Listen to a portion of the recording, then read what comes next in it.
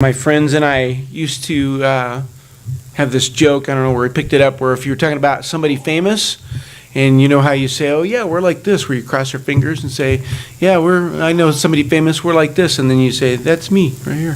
So there's this idea of, pretending to be close to people, and, kind of maybe we all know somebody who knows somebody kind of thing. And it's kind of worth pointing out, we describe relationships in that way. It's almost like we're measuring the distance between us and them. We even say that, say, yeah, we're pretty close, but we mean it in a figurative way. In fact, we might even say they seem very distant to me, and you don't mean that literally in inches or feet or anything like that, but the idea of whether or not they're close. I had a relative in Texas, he kind of threw a curve at us one time. He was talking about our family. He says, you guys are thick. That's how he described it. I don't know if you've heard that before. I heard that term before. And he was saying that we're close. He says, you guys are thick. And maybe it ties in with the idea of thick as thieves, maybe. The idea of a closeness is there. And we talk about God in the same terms, of course, and those questions come up among philosophers. Is he a distant God? Is he close? Is he involved? Is he uninterested? What's the distance to God? If there can be times in our struggles where our personal relationship with God, where sometimes he seems far away. One of my students pointed out a story I'd heard years ago. A preacher told this. I guess it's true, where an older couple was driving along and kind of had their spots. He was driving and she was over on the passenger side, and they happened to be following a younger couple in a pickup truck, and the wife said, "Look at that!" And the younger couple, the girl was sitting right next to her husband in the front seat, and she said, how come, we don't sit like that anymore? And the husband was kind of driving, said, well, I haven't moved. And you've probably heard where, if God seems distant to you, guess who moved? That's really the question, is not how far away God is. The true question is how far away you are, or how far away I am from God. That's the variable, the thing that changes. And we begin to realize how vital it is to be near God. I hear sometimes, and I guess rightly so, there's some songs that we sing, I just want to be in your presence. I just want to draw closer to you. And that's very, very true, but I don't think we realize the implications of that all the time. Because if we draw near to God, that's going to lead to a very serious problem. And there's some insight in Exodus 33. We're going to look at this chapter tonight. Just briefly, and I think it will not only teach us something about God's nature, but our current situation that you may already be aware of, but maybe it's good for me to remember, maybe you too. We're dependent on the presence of God, but if you close that distance, if you draw closer, it's impossible to do that on your own. Now, the arrangement in Exodus 33 is it's Moses and the people. They have a relationship with God, and there are some parallels to our relationship with God. But I think there's a very key, a very significant difference that I'd like to point out at the end. And I'd be curious as fellow Bible students if you're in agreement with this. So they've left Egypt, and of course they have a specific goal. They're headed for the Promised Land. And here's the first two verses, Exodus 33, starting with verse 1. These are the instructions. Then the Lord spoke to Moses, "Depart, go up from here, you and the people whom you have brought up from the land of Egypt, to the land of which I swore to Abraham, Isaac, and Jacob, saying, to your descendants I will give it. I will send an angel before you, and I will drive out the Canaanite, the Amorite, the Hittite, the Perizzite, the Hivite, and the Jebusite." So Pharaoh and his army are in the past now. They're left behind in the Red Sea, and they're headed for the Promised Land. That's the command. I want you to head towards the Promised Land. And of course, our connection to God is also conditional on obedience. People talk about drawing near to God. They need to understand, okay, that's fine, but it's conditional. We know from John 14:15 is one of many examples. If you love me, you will keep my commandments. So if I want to draw close to God, that's the deal, is I need to be ready to obey him. But I was reading Exodus 33, first couple of verses, and this is the verse that Rocky read, and as you're going along, this might kind of startle you, what God says next. He says, okay, go to the Promised Land and send an angel ahead of you. And then he says this, it's kind of a shock in verse 3, "Go up to a land flowing with milk and honey. It all sounds very positive. But I will not go up in your midst. He said, I'm not going. Because you are an obstinate people. And I might destroy you on the way. He says, I better not go with you. I should not be in your midst among you, because you probably won't make it if I'm with you, if I'm on the trip. He says, I'm sending an angel to lead you, but I'm not going. And it's not because he has a short temper. In fact, he's long-suffering. In other words, he's very, very, it's a long time before he gets angry. He's very patient with us. But his nature and our nature are in conflict. And the distance, kind of him, making sure that distance is intact, is going to protect them. James 4:4 comes to mind. Our choices create an animosity with God. He is always God. He's always perfect. But our choices can create animosity. It's James 4:4 uses some pretty strong terms. You adulteresses, do you not know that friendship with the world is hostility toward God? So I make myself an enemy of him by the choices that I make if I'm not careful, if I disconnect from him. So Moses passes this message along to the people. Exodus 33:4. So you can imagine they're devastated. Say, okay, we're ready to go to the promised land. And Moses shows up with this message in verse 4. When the people heard this sad word, they went into mourning, and none of them put on his ornaments. For the Lord had said to Moses, say to the sons of Israel, you are an obstinate people. Should I go up in your midst for one moment, I would destroy you. Now therefore put off your ornaments from you, that I may know what I shall do with you. Kind of some hang time here as to what's going to happen. Verse 6, so the sons of Israel stripped themselves of their ornaments from Mount Horeb onward. And that in and of itself might be something to pursue and study. But clearly the people are remorseful. They repent. God says, I'm not going with you. He said, please, we don't want to go without you. And they show repentance. So the arrangement's going to be this. Say, okay, he's going to be involved. He's going to be along for the trip. But they're going to need a mediator. And Moses will deal directly with God on behalf of the people. And keep in mind, this is so that everybody survives. It's to maintain a safe connection kind of at a distance. And because of sin, since sin cannot be in God's presence, they need God to make it to the promised land. So Moses will stand kind of between them. So here's verse 7. Notice there's this setup, and this has everything to do with our situation. So Moses is standing between the people and God. Verse 7. Now Moses used to take the tent and pitch it outside the camp, a good distance from the camp. Notice that distance there. And he called it the tent of meeting. And everyone who sought the Lord would go out to the tent of meeting, which was outside the camp.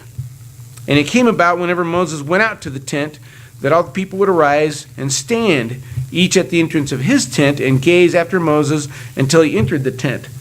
Whenever Moses entered the tent, and the pillar of cloud would descend and stand at the entrance of the tent, and the Lord would speak with Moses.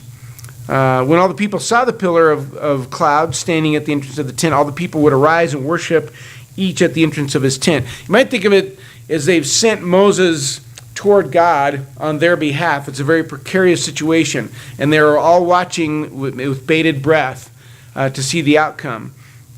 And by doing this, Moses is protecting the people. Without Moses, I think in the equation, the people would be destroyed. A very similar situation is true with us because of Jesus. Romans 5:9. Notice the parallels here. And like I say, I'm going to draw a few connections, but I'm going to also suggest one key difference. Romans 5, verse 9. Much more than having been justified by his blood, we shall be saved from the wrath of God through him. So Jesus was sent ahead as the firstborn to deal with the wrath of God. So it's kind of like our situation where we watch Jesus approach God on our behalf because it's dangerous. So just like Moses, Jesus stands between us and God to maintain this safe connection. Moses pleads the case that without God, the trip's going to be impossible. Look at verse 11. This is Exodus 33, back at Exodus 33:11. Thus the Lord used to speak to Moses face to face, just as a man speaks to his friend. When Moses returned to the camp, his servant Joshua the son of Nun, a young man, would not depart from the tent. Then Moses said to the Lord, "See, you say to me, bring up this people, but you yourself have not let me know whom you will send with me. Moreover, you have said, I have known you by name, and you have also found favor in my sight. Now therefore I pray you, if I have found favor in your sight, let me know your ways, that I may know you, so that I may find favor in your sight. Consider too that this nation is your people." And he said, "My presence shall go with you, and I will give you rest." Then he said to him, "If your presence does not go with us, do not lead us up from here." He's saying, he's making a plea towards God. Please go. We can't do this without you. We don't want to leave without you. We realize that it's dangerous for you to be among us, but we need you.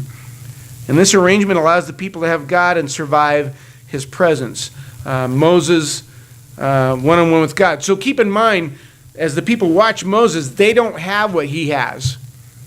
They don't deal with God face to face. They're kind of watching from a distance. And then Moses comes back and gives them information. And so what will happen if God goes with them is it'll set them apart, make them very distinct. Look at verse 16. Notice that, it'll be very clear that God is with them. They'll be unstoppable. Exodus 33:16. "For how then can it be known that I have found favor in your sight, I and your people? Is it not by your going with us, so that we and I and your people may be distinguished from all the other people who are upon the face of the earth?" Moses is making the case that if you're not with us, there's not going to be anything different about us. You being with us will make all the difference in the world. Please go with us. And of course, through Jesus, we are also set apart. John 17:16, when Jesus talks about those who would follow him, they are not of the world, even as I am not of the world. So again, God's presence or his lack of presence makes all the difference. So because God accepts Moses, he accepts the people with Moses. This is Exodus 33:17. The Lord said to Moses, "I will also do this thing of which you have spoken. For you have found favor in my sight, and I have known you by name." Now I believe God is omniscient. I think he's allowing this conversation for a reason. I don't think he's being swayed. I think it was always the plan, but he's making a point that I'm not going with you unless we make a different arrangement here. So God and Moses are close. So if the people stick with Moses, they can have a safe connection to God.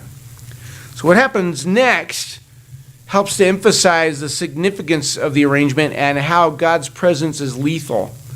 This is Exodus 33, starting with verse 18. Then Moses said, "I pray you show me your glory." I want to see your presence. This is verse 19. And he said, "I myself will make all my goodness pass before you, and will proclaim the name of the Lord before you. And I will be gracious to whom I will be gracious, and I will show compassion on whom I will show compassion." But he said, "You cannot see my face, for no man can see me and live." Then the Lord said, "Behold, there's a place by me, and you shall stand there on the rock. And it will come about, while my glory is passing by, that I will put you in the cleft of the rock," this space, "and cover you with my hand until I have passed by. Then I will take my hand away, and you shall see my back, but my face shall not be seen." And we sing about this. In fact, we're about to. It's an arrangement. It's not just something poetic. It's meant to teach us something. God's presence, even towards the mediator in this particular instance, is very, very dangerous. And this arrangement is made where Moses is allowed to kind of indirectly experience the presence of God. It's a very dangerous moment. 1 Timothy 6:16, you probably remember, it describes God as someone who dwells in unapproachable light. Notice that word, unapproachable. There's some distance. That distance being covered is the issue. So Moses is allowed to interact, and there are conditions to protect him. Closing the distance to God requires strict conditions. Our mediator is not Moses. Our mediator is Jesus. And that's a much bigger deal. It's important. I think I made a mistake as I was thinking about this, and I automatically thought, okay, and we're in the same situation, and that's not true. Our mediator is Jesus, and that means we're involved in a bigger deal. Because of Jesus, we have a connection with God, but not like the people did through Moses. Remember, the people stood kind of still at a distance and watched him interacting with God. And that was never closed with that particular arrangement. When we become Christians, we are given the righteousness of Jesus. We put on Jesus in baptism, and he allows us to safely stand inside a rock called the church. I don't think there's any mistake why it's any coincidence that it's called a rock, so that we can safely interact with the presence of God. Now, I realize that in the next life we will experience him fully, but in many, many ways, in this analogy, we're not the people standing at a distance. We're Moses. We're closer to the situation. Jesus is our mediator, but he did that so that we could put on him in baptism and have this very personal relationship with God. Revelation 22, verse 3, we often think of this as maybe, of course, being heaven, but as has been mentioned in this congregation many times, it's also the blessings of being in the church currently. Revelation 22, verse 3, and there shall no longer be any curse, and the throne of God and of the Lamb shall be in it, and his bondservants shall serve him, and they shall see his face. It's different than the Moses arrangement. We have an incredible arrangement. Before, Moses interacted with God, and people experienced the light through him kind of indirectly. Now, again, of course, we maintain the mediation that Jesus maintains. But I guess you could argue that Jesus brought us closer than Moses did. It's not exactly the same. We have a much closer connection to God than the people did. We will ultimately experience his full presence when this life is over. Our bodies, I don't think, can handle it in the same way that he told Moses, you're in great danger. But I have made this arrangement. It's called the church. And I will cover that with my hand, and you can experience a very close interaction with me in the meantime until the next life. In the meantime, I guess this comes down to this, to leave you with this. It's important we don't underestimate what we have. This is not just a support group. We know that. This is not just another religious activity. If you've been baptized and have put on Christ, you are closer than Moses was, I think, in a very real way. And it's a reminder maybe to not take this for granted. The presence of God is far too powerful for you and I alone, but with Jesus, what he accomplished through his blood, not only can you have him in your life, you can draw close.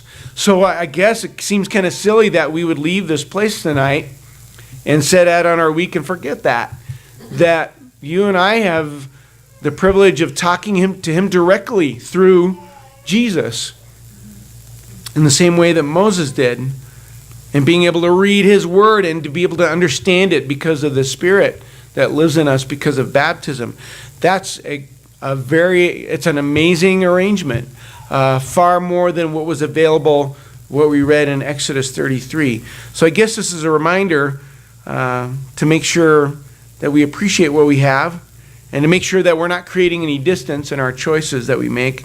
And every day, it's important to make sure that we stay close to him. If there's anything that would help you, whether it's a conversation with somebody before you leave, and I know that we've been texting and emailing, we're checking on each other, whatever it takes to make sure that you sleep well tonight knowing that you're right with God. I hope you'll think about what needs to be done before the day is over, and I hope you think about what we stand together and sing.